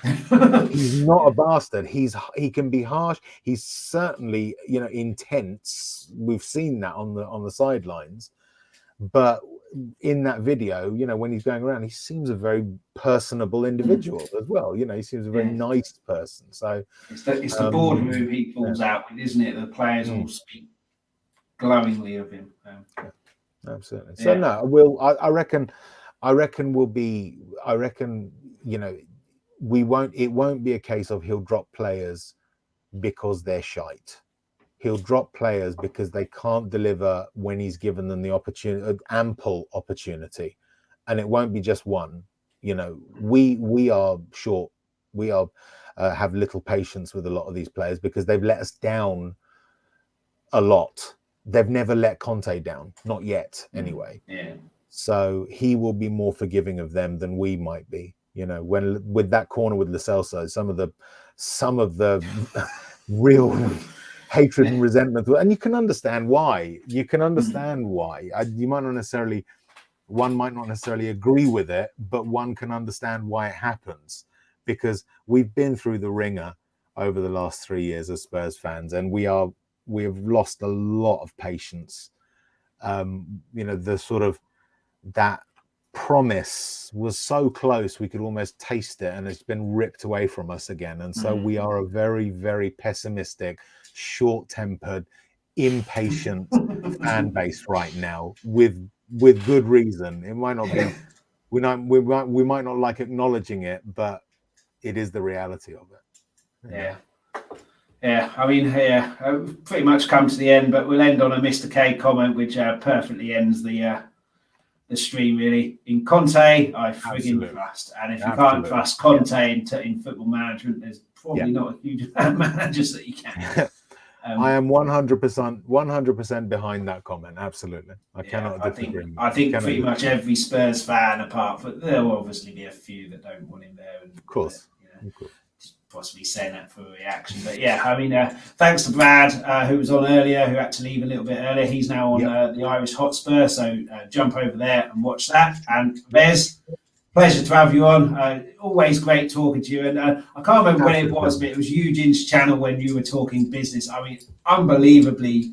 It was like an education that on how people spend their money, where all our money is, and everything like that. It's absolutely superb. So I can't unfortunately remember which Eugene stream it was. It was one of his crazy streams, and absolutely superb it was. So I've wanted you on here for ages, and it's my pleasure. Cheers, Mr. K. Cheers, Mr. K. Cheers, Jay Ashraf, and thanks so much for getting in touch and joining in the chat. Great fun having you on, Wes, and thank you for having me. Always good to talk to you. Oh, my pleasure. Just before you go, Shelfside Spurs is the channel that you're on. That's right. The description and Wes's Twitter handle will be on the description, both for the YouTube and podcast. But for anyone who can't be bothered to read that, Shelfside Spurs, where can people find that channel? We usually kick off between 7 and 7:30 on Thursday or Friday. Thursday, if there's no European match on. Friday, if there is. We go along. There's a real mixed bag of different things. It's a bit anarchic. We talk about some very, very strange, unusual things. There's a quiz. There's Kev's reminiscences. It's all hosted by Johnny Einstein, who's absolutely hilarious. Jens, Nick, Gaz, Kev, myself. We just have a lot of fun, essentially. Do please come and visit when we're streaming. Watch our videos when we're not. Like and subscribe, and come and comment, because we'd love to see you. If it takes it into your head to follow me on Twitter and some of the ramblings that I come out with on occasion, you can find me at @bat_spur on Twitter. And thanks for watching. Yeah, the YouTube link is on the description, so there's no excuse. Excuse. So make sure you hit the like here, please subscribe, hit the notification bell, go straight over to Shelfside Spurs, subscribe, like on there, and follow Vez on Twitter as well. Everything is in the description, so there's no excuse. But Yeah, so that pretty much brings to the end of the international break, and then we're back to business as usual on Friday. It's going to be a slightly earlier time because I'm out in the afternoon, so it's going to be 10:30. But yeah, preview to the Leeds game, and then we'll be back to regular programming on Monday at 8 p.m. Hopefully talk about a win and Conte's first league win. But yeah, like I say, great pleasure to have you on, Rez. Thank you very much for having me. Yeah, I have to come on soon. Yeah, cheers, Mr. K. Have to come on soon, and yeah, hopefully we can chat about a win. Hopefully. I've spoken to you. This is the only time I've spoken to you where it's not been about a loss. Yeah. Yeah. Hopefully. Yeah. Great having you on. Thanks to Brad as well, who was on earlier. And come on, you Spurs. Come on, you Spurs. Thank you so much for watching, for everybody who participated in the live chat and added comments. Before you go, please make sure you hit that like and subscribe button. Anybody who couldn't watch the live video, you can still catch us on YouTube. Add any comments, suggestions or questions to the comments section on the video. Anybody who's listened to the audio-only podcast, thank you so much for listening. Anybody who wants the audio-only podcast, you get this wherever you get your podcast from. Alternatively, if you go to Twitter, @Talk Tottenham, you'll find all the information there. We'll be back soon. We're live Mondays, 8 p.m, Fridays, 12:30 UK time. Until then, come on, you Spurs!